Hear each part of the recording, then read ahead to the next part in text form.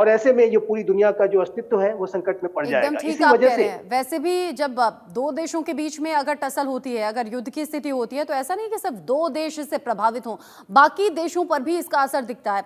UK Debnath sir, मुझे दो बातों का जवाब दीजिएगा, क्योंकि हम देख रहे हैं अलग अलग देशों के बीच में युद्ध की स्थिति है, चाहे वो रूस यूक्रेन हो, इसराइल ईरान हो, गाजा में जो कुछ हो रहा है वो हो ही रहा है, इधर लेबनान में है सर, उधर यमन में अलग अलग तरीके से इसराइल ने अटैक किया है।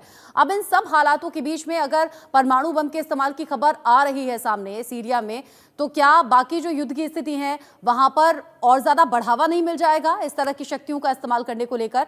पहला सवाल ये। दूसरा, अगर आप ये कह रहे हैं, आप सभी एक मत से ये कह रहे हैं कि इजराइल ने ऐसा कुछ किया है, पहले कंफर्म होना जरूरी है। अगर मैं सोचूं कि ठीक है नहीं भी किया है, तो जो बढ़ा हुआ रेडिएशन है जो लोगों के लिए दिक्कत बना हुआ है और जिसका दावा किया जा रहा है, उसकी फिर क्या कोई दूसरी वजह हो सकती है?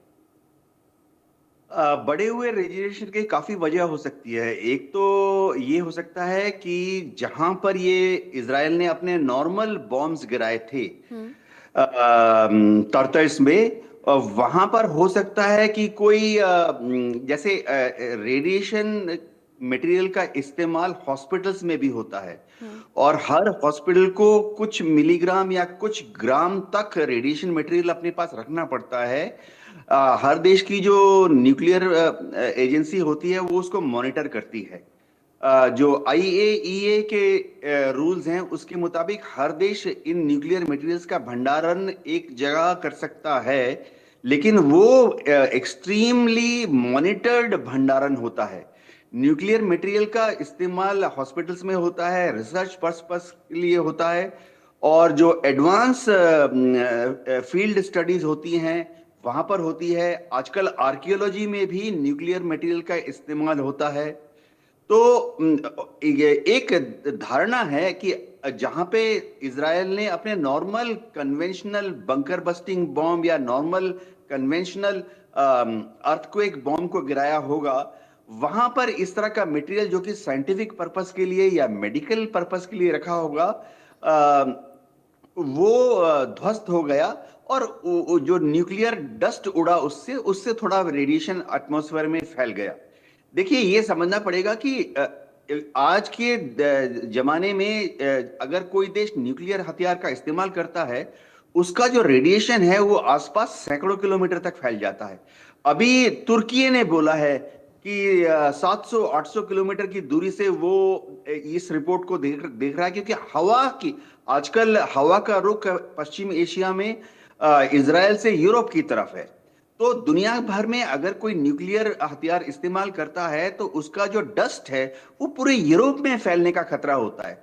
तो ऐसे में बाकी यूरोपियन देश चुप नहीं बैठेंगे, और वरन इजराइल के खिलाफ बहुत ही स्ट्रॉन्ग डिप्लोमेटिक मैसेज ओरिजिनेट होगा।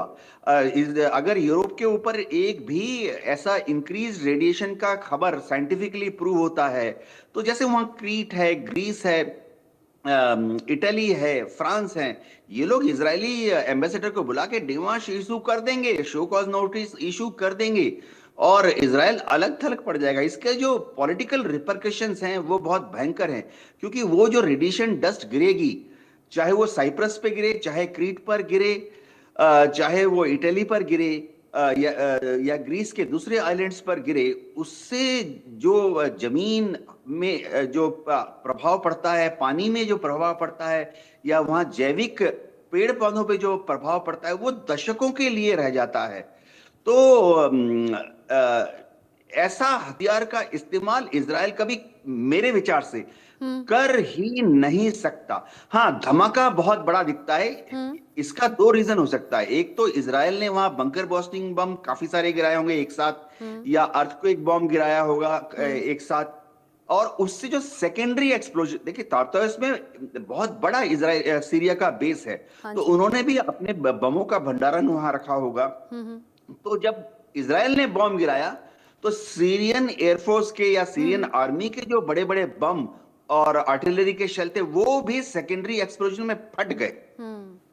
अच्छा, सैकड़ों हजारों बम। इजराइल तो अगर एक के बाद एक ये कार्रवाई कर रहा है, पहले हमने देखा कि कैसे फिलिस्तीन में गाजा में जो तबाही हुई, लार्ज स्केल पर नरसंहार हुआ, फिर उसके बाद में ईरान से टसल हो गई, फिर ईरान के जितने प्रॉक्सी थे वहां सीधे सीधे टक्कर लेता हुआ इजराइल नजर आया, और अब सीरिया पर हमले की खबर है। चलिए माना कि ये अफवाह हो सकती है या फिर इसे खबर को बनाने की कोशिश हो रही है, इसके कंफर्मेशन के भी इंतजार करेंगे।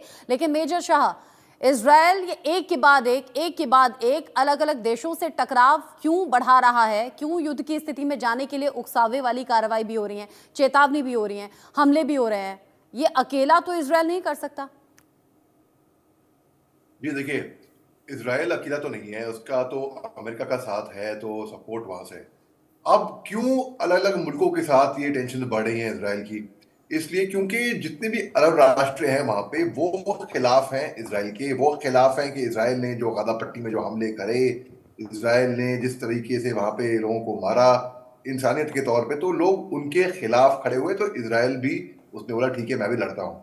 अब जब इस परमाणु धमाके की खबर आती है तो यूरोपियन यूनियन की जो रेडियो एक्टिव एनवायरनमेंट मॉनिटरिंग है, उन्होंने डिटेक्ट किया कि जो इंक्रीज रेडिएशन था तुर्की और साइप्रस से तकरीबन 20 घंटे बाद वो कुछ ज्यादा था।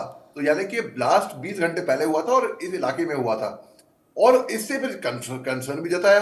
उसके बाद फिर जब टेंशन रही दोनों के बीच में, और दिसंबर 20 को, अभी 5 दिन पहले, बल्कि आज 25 दिसंबर है, मेरी क्रिसमस टू एवरीवन जो हमारे व्यूअर्स जो देख रहे हैं, तो 20 दिसंबर को यूनाइटेड नेशन सिक्योरिटी काउंसिल ने एक्सटेंड किया उनका पीस कीपिंग मिशन, जो कि इजराइल और सीरिया में हुआ, के बीच में जो गोलन हाइट्स पड़ता है। तो वो 6 महीने के लिए यूएन ने बोला कि हम यहाँ पर अपना एक पीस कीपिंग मिशन चलाएंगे यहाँ पे। उसके बाद फिर एक कंसर्न्स भी जताए और एस्केलेटिंग मिलिट्री एक्टिविटीज भी हुई। और देखिए जो इजराइल फोर्सेस जो जो ऑपरेशन हैं, एक सीज फायर लाइन ड्रॉ हुई थी वहां पे दिसंबर 22 को कि ये सीज फायर लाइन है। और जब आउटगोइंग प्रेसिडेंट और सीरिया के जो प्रेसिडेंट बशर अल असद थे, जब बागी आ गए थे, जो उनकी सत्ता बन गई है, तो इसके रिस्पांस में इजरायली ट्रूप्स ने एक डिमिलिटाइज जोन के अंदर एंटर करके, वो जो कि मॉनिटर था UN disengagement observer force, UNDOF उसको कहेंगे। तो इजराइल को क्या जरूरत थी? बिल्कुल भी नहीं थी। क्या इजराइल को परमाणु जाने की जरूरत थी? बिल्कुल भी नहीं थी। तो क्या हकीकत में गए होंगे? वैसे अगर अनुमान लगाए कि इजराइल तो वैसे ही ये जीत रहा था ना, तो अब वो अपना ट्रम्प कार्ड क्यों खोलेगा? नहीं, वो इजराइल अपना न्यूक्लियर डॉक्ट्रिन जो है, उनका जो न्यूक्लियर पॉलिसी है, वो क्यों खोलेगी? नहीं खोलेगी, ऐसा मुझे लग रहा है, मगर कोई कंफर्मेशन आया नहीं है इसके ऊपर। अब क्योंकि अगर ऐसी खबरें भी आई कि इजराइल ने शायद छोटा सा न्यूक्लियर बम गिरा दिया होगा सीरिया में, ये छोटा सा न्यूक्लियर बम मुझे समझ में नहीं आया। न्यूक्लियर बम तो न्यूक्लियर बम है, रेडिएशन तो रेडिएशन है, खात्मा तो खात्मा होना है, लोगों को मरना है, भले ही आप गोली से मारो, भले ही बम से मारो। इंसान अगर किसी की जान लेनी है, भगवान ना करे, खुदा ना खासा, गॉड फॉरबिड, भले ही इसको जहर दे के मारो, गोली से मारो, भले ही बम से उड़ा दो, छोटा या बड़ा, जान तो गई इंसान की। बिल्कुल। अब जब है ना, नुकसान तो नुकसान है, और उस नुकसान की तस्वीरें तमाम हैं। संजीव श्रीवास्तव जी, अगर हम इजराइल की बात तो कर रहे हैं कि एक के बाद एक वो टक्कर अपनी बढ़ा रहा है, और ये ताकत पीछे से अमेरिका पुश इजराइल को कर रहा है, लेकिन इन सब के बीच ही सीरिया में जो तबाही के निशान देख रहे हैं, सीरिया का भविष्य होगा क्या? देखिए रचना जी, इजराइल के द्वारा जो सीरिया में जो मिलिट्री ऑपरेशंस किए गए, उसके पीछे का कारण ये था कि इजराइल सीरिया की जो अनिश्चित स्थितियां थी वहां पर हयात तहरीर अल शाम नामक जो आतंकी संगठन, उसके जो लीडरशिप रही, वो आतंक का उनका एक इतिहास रहा है। हालांकि अब वो अपने व्यवहार में कुछ बदलाव जरूर लाने की कोशिश कर रहे हैं। गोलानी अनेक हमने ये देखा है कि वो इंटरनेशनल मीडिया में लगातार वो एक्टिव हैं और एक राष्ट्र अध्यक्ष की तरीके से व्यवहार कर रहे हैं, लेकिन उनका जो इतिहास है वो एक आतंक का इतिहास रहा है। और इजराइल इस बात को लेकर के श्योर नहीं था कि ये जो STS है और उसके अलावा जो अन्य वहां पर जो आतंकी संगठन एक्टिव है, वो इजराइल के प्रति किस तरीके का व्यवहार करेंगे। क्या वो गोलान हाइट्स जो कभी सीरिया का